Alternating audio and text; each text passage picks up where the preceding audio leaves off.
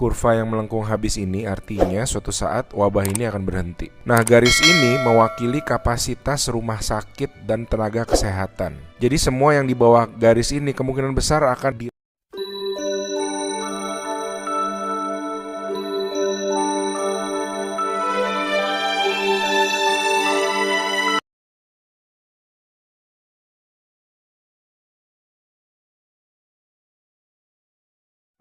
Kurva yang melengkung habis ini artinya suatu saat wabah ini akan berhenti. Nah, garis ini mewakili kapasitas rumah sakit dan tenaga kesehatan. Jadi semua yang di bawah garis ini kemungkinan besar akan dirawat, tapi yang di atas garis ini kemungkinan besar kesulitan dan bahkan meninggal dunia. Nah, tugas kita adalah membuat kurvanya tuh nggak terlalu melonjak tinggi, sehingga semua orang yang sakit bisa masuk ke dalam rumah sakit dan ditangani oleh petugas kesehatan. Jadi gimana caranya membuat kurva ini menjadi landai? Orang itu sakit nularin orang lain.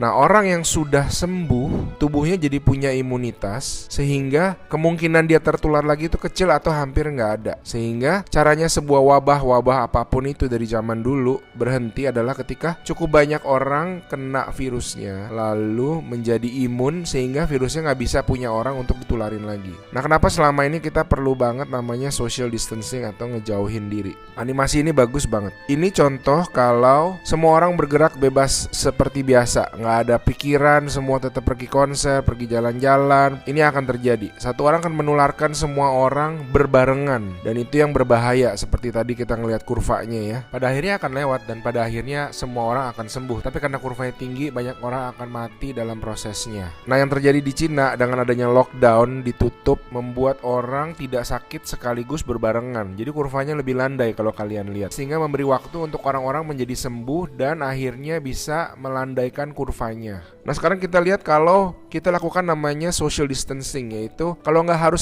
banget nggak usah pergi keluar, kalau nggak penting-penting banget nggak usah ketemu temen, nggak usah ada social function, semuanya ditunda dulu. Kita lihat apa yang terjadi. Nah, bahkan ini ada simulasi satu lagi. Kalau social distancingnya itu benar-beneran ekstrim, orang nggak boleh keluar, ada jam malam dan sebagainya. Ini yang terjadi. Kita lihat beda banget kan. Jadi ada orang yang akan tetap sakit, tapi mereka bisa masuk rumah sakit dan dirawat. Jadi teman-teman, please do your social distancing, stay at home, work from home, anywhere you can. Ada orang-orang yang nggak bisa, saya mengerti, tapi sebisa mungkin lakukanlah semuanya itu. A good way of doing it is to imagine that you do have the virus, yeah, and change your behavior so that you're not transmitting it.